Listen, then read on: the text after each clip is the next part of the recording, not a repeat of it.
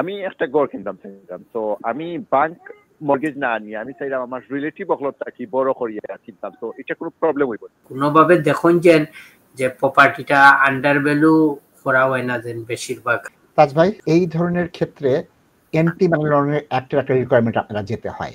এখন ওই source of ইনকামের এন্টি মানি লন্ডারিং একটা ছোট করে একটু বুঝিয়ে দিবেন প্লিজ। আমি কলে চলে যাই। দর্শক আসসালামু আলাইকুম। হ্যালো, আসসালামু আলাইকুম। ওয়ালাইকুম আসসালাম। আমার একটা কোশ্চেন ছিল প্রপার্টি সম্বন্ধে, করতে পারবেন? অবশ্যই, প্রপার্টি নিয়ে কোশ্চেন করে আমরা স্বাগত জানাই সব প্রশ্নকে। ও আচ্ছা, আমি একটা ঘর কিনতাম চাইতাম, তো আমি ব্যাংক মর্গেজ না নিয়ে আমি চাইলাম আমার রিলেটিভ অকলতা কি বড় করিয়া কিনতাম, তো এটা কোনো প্রবলেম হইব?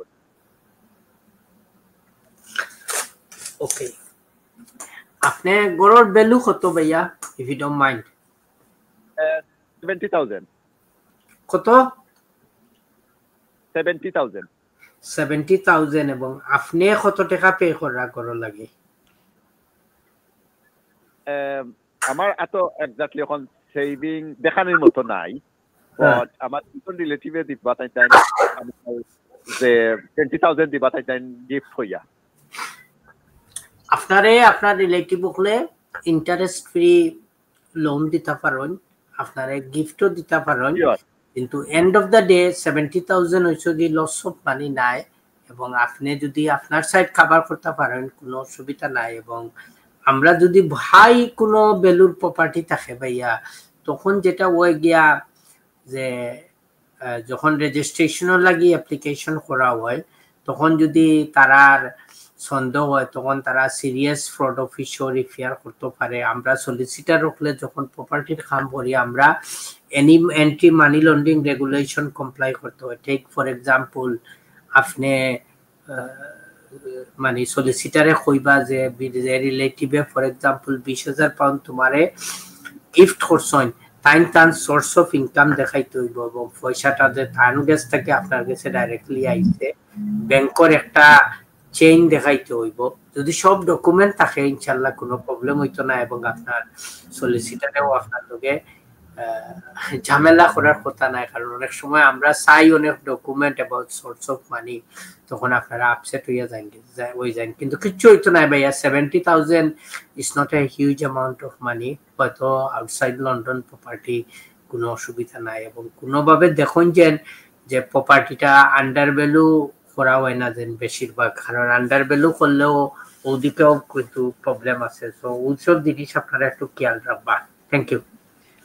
তাজ ভাই, আমরা বিরতিতে যাওয়ার আগে আপনার ছোট্ট একটা ব্যাখ্যা দিতে বলছি। এই ধরনের ক্ষেত্রে এন্টি মানি লন্ডারিং অ্যাক্টের একটা রিকোয়ারমেন্ট আপনারা যেতে হয়। এখন ওই সোর্স অফ ইনকামের এন্টি মানি লন্ডারিং একটা ছোট করে একটু বুঝিয়ে দিবেন প্লিজ। নাসিব ভাই, আমরা দেখতে হবে যে পয়সাটা কই থেকে আসছে, এবং পয়সা আপনাকে আপনার থার্ড পার্টি দিতে পারেন, আপনার বন্ধু দিতে পারেন, আপনার ভাই বোন দিতে পারেন, এবং আপনি কিভাবে টাকাটা পাইছেন ওই সোর্সটা আমাদেরকে দেখাইতে হবে। না দেখাইলে আমরা কিন্তু অ্যান্টি মানি লন্ডারিং কমপ্লায়েন্স আমরা ফুলফিল হবে না। এবং আমরা আমাদের কাছে যদি আপনারা হঠাৎ করে 10,000 পাউন্ড আসেন নিয়ে আসে বলেন যে তাজ ভাই এটা আপনার ক্লায়েন্ট অ্যাকাউন্টে জমা করে দেন এবং আমি ব্যাংক ট্রান্সফার দিতে পারবো না, কারণ আমরা ওইটাও অ্যাকসেপ্ট করতে পারবো না, ওইটা প্রবলেম আছে, কারণ মানি লন্ডারিং রেগুলেশন আমরা কমপ্লাই করতে পারবো না।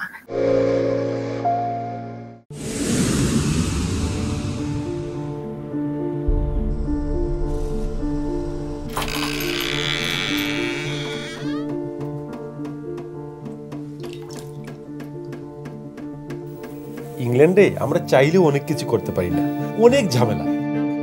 হায় রে হায়, লন্ডনের এই জীবনে ঝামেলার কোনো শেষ নাই। আমি লাল, আমার ইমিগ্রেশন, ঘর, ব্যবসা সবকিছুর ঝামেলার সমাধানে সবসময় পাশে আছে Taj solicitor. Taj solicitors, believe in service.